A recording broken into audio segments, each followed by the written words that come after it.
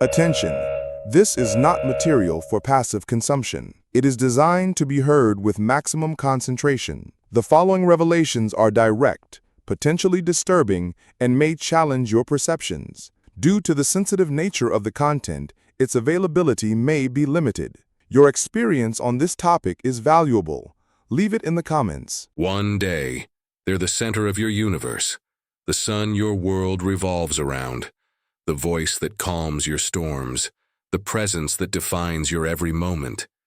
They make you feel seen, cherished, like you're the missing piece they've been searching for their entire life. The next day, you cease to exist. No breakup call, no closure conversation, no explanation, just silence. A sudden, deafening, absolute and cruel silence that screams louder than any fight ever could. You've been discarded, erased, as if a switch has been flipped, and your entire existence to them has been terminated.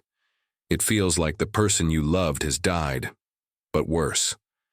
They're still out there, walking, breathing, living, while the ghost is you. And in the midst of this disorienting, gut-wrenching pain, one question haunts you, echoing in the deepest corners of your mind, day and night. What did I do wrong?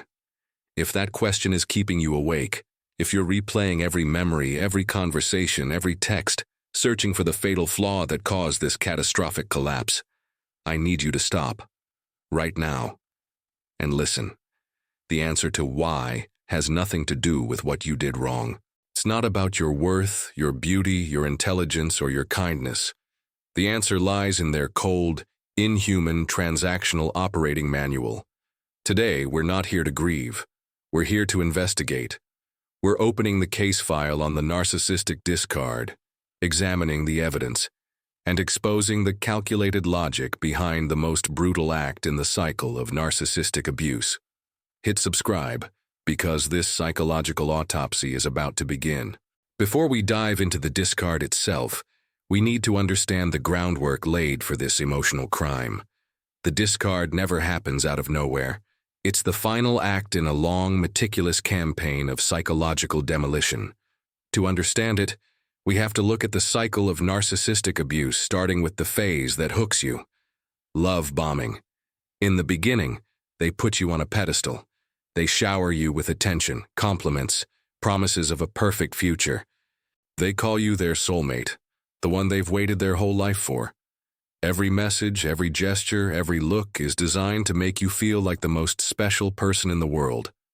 They study you, your dreams, your insecurities, and use them to create a connection that feels like magic. But here's the truth, it's not love, it's bait. A carefully crafted trap to make you emotionally dependent. Take Sarah, for example. She met David on a dating app. For the first 3 months, he was a dream. Good morning texts filled with affection, romantic dinner dates, promises that he'd never met anyone like her. He seemed to understand her in a way no one ever had. She felt seen, valued, loved. What Sarah didn't know was that David was mirroring her desires, creating an illusion to ensure she'd be hooked. Then comes the devaluation phase, and it's so subtle you barely notice it at first. It's like the frog in a pot of water that's slowly heating up. You don't realize you're boiling until it's too late. The constant, "Good morning, my love" texts dwindle, then stop. Compliments turn into backhanded remarks, then outright criticism disguised as helpful advice. I'm only saying this because I care, but that outfit doesn't look good on you. The things they once adored about you, your laugh, your passion for your work, your quirks, become sources of irritation. Your laugh, once contagious, is now too loud. Your dedication to your career, once inspiring, is now neglecting them. They start comparing you to others. My friend's girlfriend throws these amazing dinner parties. They ignore you, giving you the silent treatment for reasons you can't even pinpoint. They forget your birthday. They mock your hobbies. Every single act of devaluation is a calculated blow to your self-esteem. They want you in a constant state of anxiety and confusion, desperately trying to become the perfect person they claimed to love in the beginning. But that person never existed for them. They idealized you as an object to serve their needs, and now they're tearing you down to justify the discard they're already planning. They need to make you the villain of their story, the difficult one, the unstable one, so they can walk away as the long-suffering victim. By the time your self-esteem is in tatters, when you're exhausted from trying and riddled with self-doubt, they're ready to deliver the final blow. Let's look at a case study to see how this plays out. Meet James, a sales manager working under his charismatic boss, Claire. In the beginning, Claire praised James constantly, calling him the best employee she'd ever had. She gave him high-profile projects, invited him to exclusive meetings, treated him like a confidant. But over time, things shifted. Claire started criticizing James in front of colleagues, saying he wasn't stepping up anymore. She excluded him from important discussions, made sarcastic comments about his ideas. James started doubting himself, staying late at the office to try to regain her approval. What he didn't know was that Claire was already grooming a new employee, still in the idealization phase, to take his place. And then comes the discard. This is when the narcissist throws you away like trash. No warning, no conversation, no respect. Just a brutal, abrupt cut. They block your number, unfollow you on social media, vanish from your life as if they were never there. For you, it's a devastating shock. For them, it's just closing a deal that's no longer profitable. Pause for dramatic effect. A faint ticking clock sound underscores the silence. The discard is the culmination of everything that came before. It's the moment when the narcissist decides you're no longer useful. But why? What drives someone to treat another human being with such cruelty? Let's examine the evidence, the three primary motives behind the narcissistic discard. The first motive is purely logistical, devoid of human emotion. To a narcissist, you're not a person, you're a resource, a source of narcissistic supply.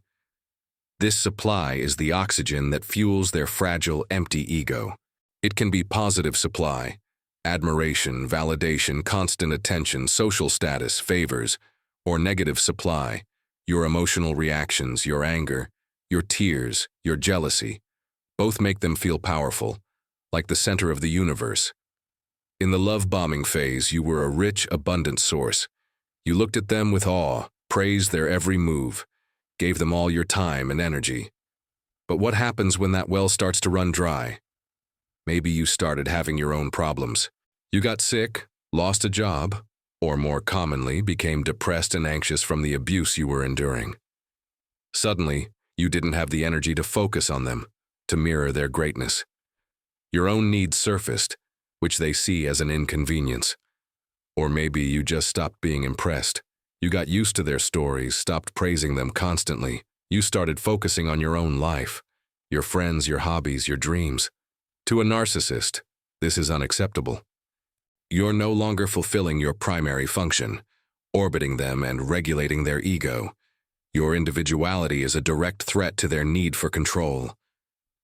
Let's go back to Sarah and David. After months of devaluation, Sarah was drained.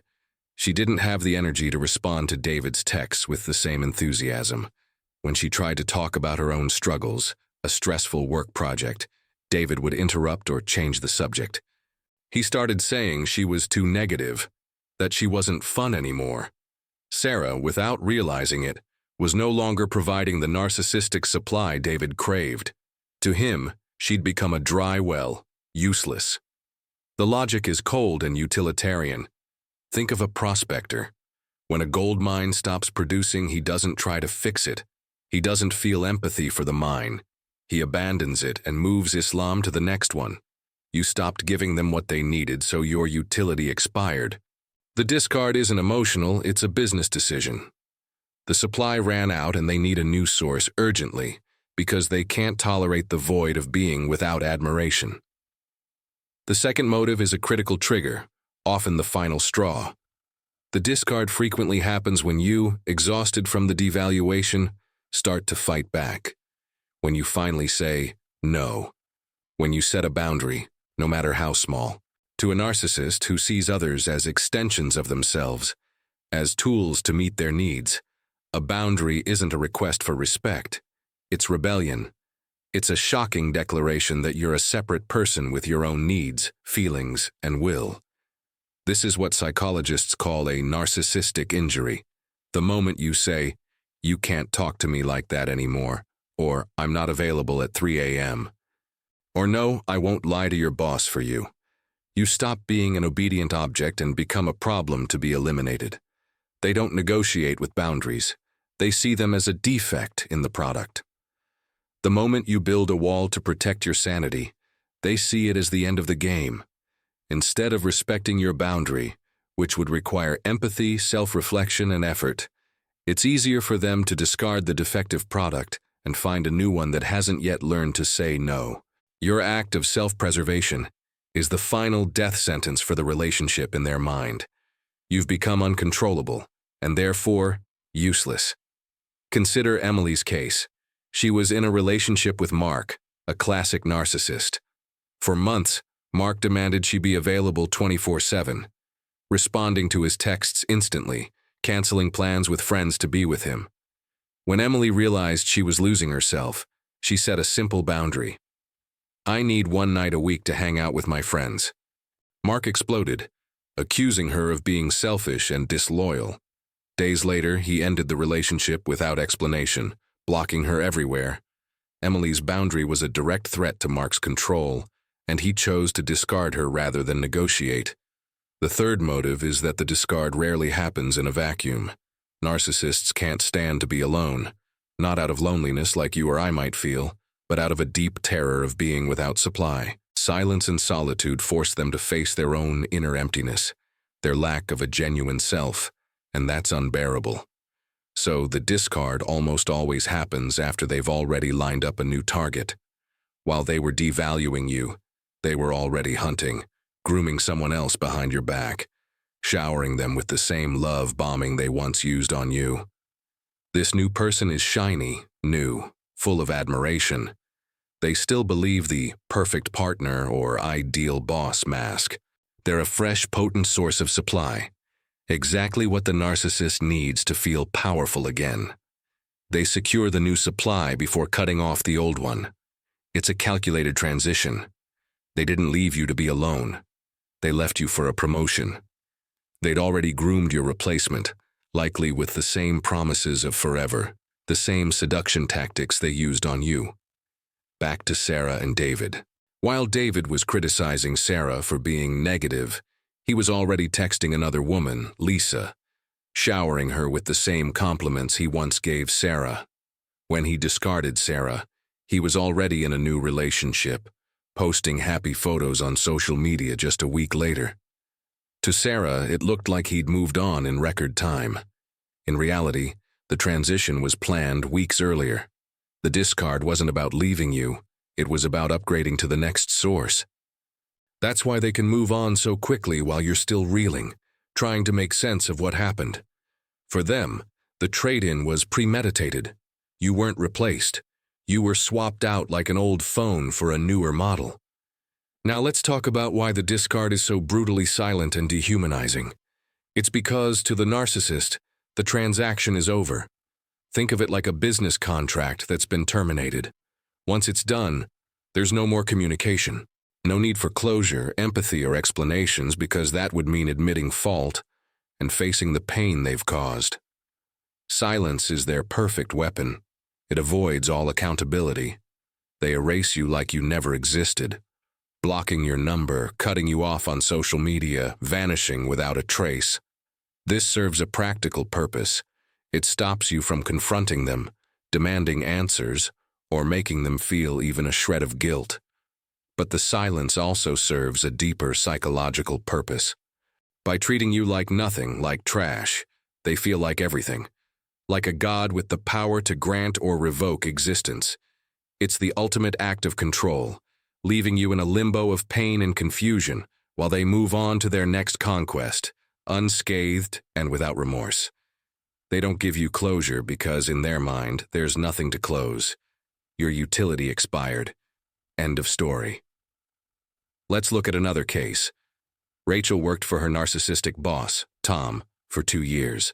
After months of being devalued, public criticism, impossible workloads, being blamed for his mistakes, she was abruptly fired without warning. Tom didn't offer an explanation, didn't respond to her emails asking for clarity. He'd already hired a new employee, someone he was now praising as his star performer. Rachel was left questioning her worth, her skills, her entire career. The silence wasn't just cruel. It was strategic, designed to keep her powerless and him blameless. The pain of the discard is real, profound, and valid because for you, the relationship was real. Your feelings were real. Your investment was real. Your love was real. But the reason it ended has nothing to do with your worth. Let me say that again, because you need to hear it. The discard is not about your value. It's about their pathology. You were discarded because you stopped being a useful source of supply, or you dared to stand up for yourself, or they found a new target to exploit. In every case, it's a reflection of their disorder, not your shortcomings. The first step to healing is understanding this on a deep, unshakable level. You are not the problem, they are. The second step, and the most critical, is no contact. Cut off every avenue of communication. Block their number, their social media, their email. Delete the photos. Don't check their profiles. Don't respond to their messages, because they may come back when their new supply runs dry. A tactic called hoovering, designed to pull you back into the cycle. No contact isn't about punishing them. It's about saving yourself. It's about breaking the trauma bond, that addictive pull that keeps you tethered to the abuse. It's about giving your mind space to detox, to hear your own voice again, to rebuild your sense of self. But no contact is just the beginning. Healing from narcissistic abuse is a journey. Start by educating yourself about narcissism. Read books by experts like Sam Vaknin or Melanie Tonya Evans. Understanding their tactics, like gaslighting and triangulation, helps you see the abuse for what it was. A script, not a reflection of reality. Seek therapy if you can, especially with someone trained in trauma or narcissistic abuse recovery. Cognitive behavioral therapy can help you reframe the negative beliefs they planted in your mind, like, "I'm not good enough," or "I deserved this." Join support groups, online or in person, where you can share your story and hear from others who've been through it. You're not alone, and hearing that from others who get it can be incredibly validating. Rebuild your self-esteem by focusing on you. Rediscover the things you love, the hobbies, the passions, the dreams they mocked or pushed aside. Start small. Take a walk, journal your thoughts, try something new. Every step you take for yourself is a step away from their control. Practice self-compassion. The voice in your head that's beating you up, that's their voice, not yours. Replace it with kindness. Tell yourself what you'd tell a dear friend going through this. You are enough, you are worthy, you did not deserve this. And here's something important. Forgive yourself. You didn't see the red flags because they're experts at hiding them. You didn't cause the abuse. You were targeted because of your empathy, your kindness, your strength. Those are not weaknesses, they're gifts. The narcissist saw your light and wanted to dim it, but they failed. You're still here, still standing, still capable of healing and thriving.